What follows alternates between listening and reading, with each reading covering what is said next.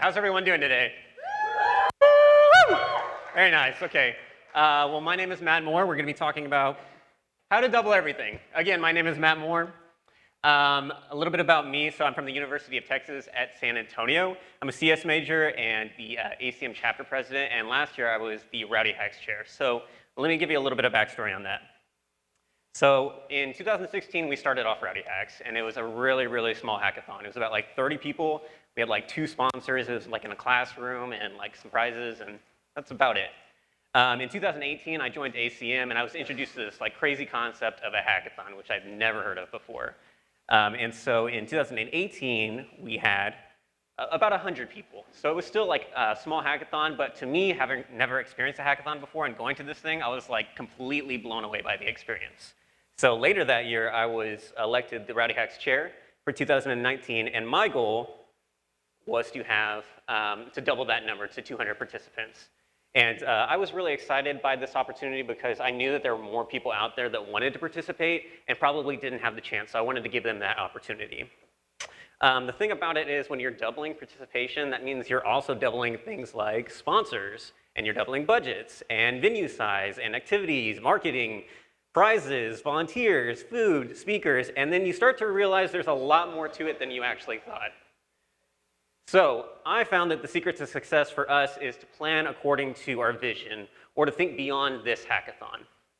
So step 1, start as soon as you can. We're fortunate enough that our hackathon takes place in April, so we have like the entire academic year to really prepare for this thing. We gave ourselves a lot of time to establish relationships with our sponsors and take advantage of like events that are already going on campus, like career fairs and things like that. This gave us a lot of extra face time with those sponsors, and I think that that really helped us out in the end. We also started talking to our venue really, really early on in the fall. And I'm super glad that we did, because it took over 3 months just to secure the space. It was just like a whole mess, lots of bureaucracy. I'll talk to you about it later. Anyways, so the bottom line, take care of things early and give yourself enough time to handle those details. Pro tip number 2, set milestones. Having regular meetings is super, super important. It was absolutely imperative to the way that we did it. At first, it was kind of just me handling everything, and it was a lot of unnecessary stress that really could have been solved by me getting more people involved early on. So start looking for people for your team as soon as you can. Look for the people that are really excited, and they're showing that they're dedicated and they really want to help. They don't have to have all the experience in the world with a hackathon like me. I had like 0 experience going into it. What you're really looking for is those people that are dedicated, because those are the ones that are going to help you carry that weight. The experience and the know-how kind of comes later. And then once you have that team, make sure that you're actually sharing the load with your team members. At the end of the day, a hackathon is a shared experience, so make sure that you have the mantra that you're all in it together.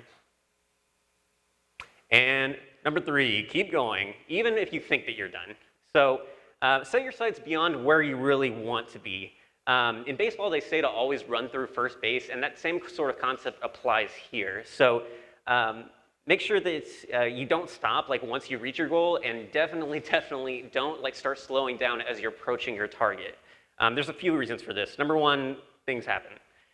You might need more resources than you had originally planned for. And things like hidden or unexpected fees will come up, emergencies, last-minute purchases, lots of stuff that maybe you'll try to have a catch-all in your budget to like take care of that stuff, but you just don't really know what's going to happen until it happens. Also, if you keep going, you're giving yourself more chances to speak with sponsors and build those relationships. If you exceed your budget goal, then you can set up a legacy fund for next year and start talking to your sponsors a little bit more, maybe secure them as repeat sponsors for next year. And lastly, one lesson that we learned kind of the hard way, make sure you're keeping your registration open, even if you've exceeded your goal. Attrition is going to be inevitable, and your RSVPs are likely going to be really, really deceiving. You won't really know exactly how many people are going to be there at your hackathon until it actually happens. So just keep it open and keep accepting people. And so the outcome for us, 2019, we registered over 275 participants. We raised over $32,000, which is more than triple our 2018 budget. And we exposed her hackers to 22 companies from small businesses to worldwide organizations. So super cool stuff this year. In conclusion, start early, be consistent, and follow through. And in the words of the great Shia LaBeouf, through whom all things are possible, don't let your dreams just be dreams, just do it. And that's how you double everything.